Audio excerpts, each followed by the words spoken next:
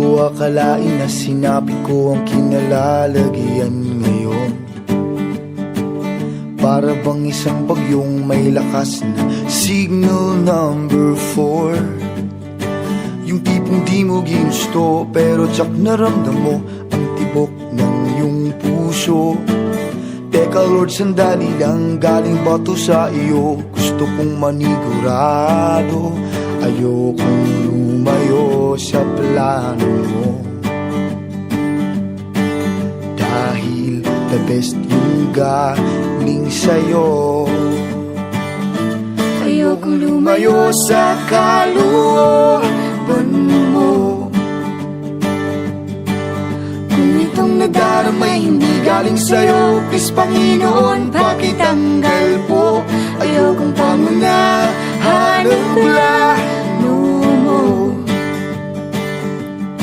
Pero kung siya na talaga, huwag ka tulungan mo ko. Ayokong mabulilyaso ang plano mo.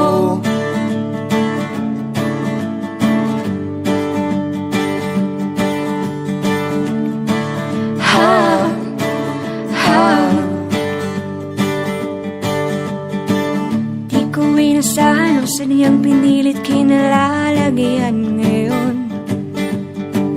Di naman kasi ako nabighani sa kaniya noon. Yung kusa kang nagkagusto, simula nang matanto na siya'y nagbago. Wala nang siya'y nagseryoso, binigay buong puso kay Jesucristo.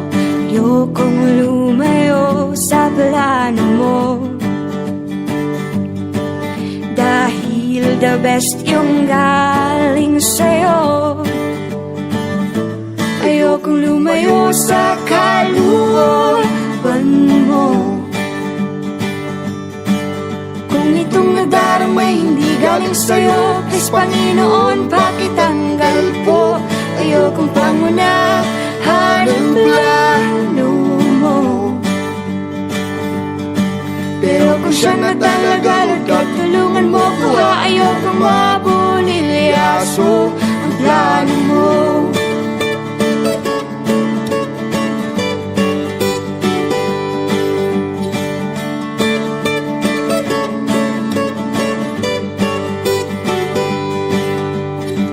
Siguradong di kami nag-iisa sa kinalalagyan ngayon. May mga batong tumama sa mga nakikinig sa amin ngayon. Matatapos na ang kanta, nakakarinig ka na, natamaan ka na rin, di ba? Huwag mo na tong ikaila, may hiya-hiya ka pa, ganito rin ang prayer mo, di ba?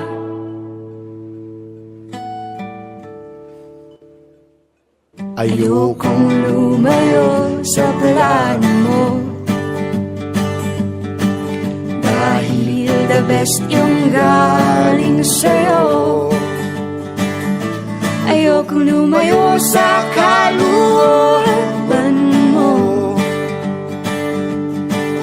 Kung itong nadaramay hindi galing sa'yo, please Panginoon, pakitanggal po. Ayokong pangunahan ang plano mo.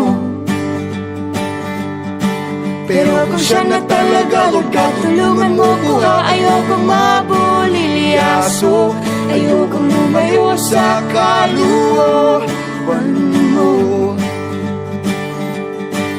Kung itong nadaramay hindi galing sa'yo, please Panginoon, pakitanggal po. Ayokong pangunahan ang plano mo. Pero kung siya na talaga, huwag ka tulungan mo ko. Ayokong mabulilyaso. Pero kung siya na talaga, Lord God, tulungan mo ko. Ayokong mabulilyaso. Pero kung siya na talaga, Lord God, tulungan mo ko. Ayokong mabulilyaso ang plano mo.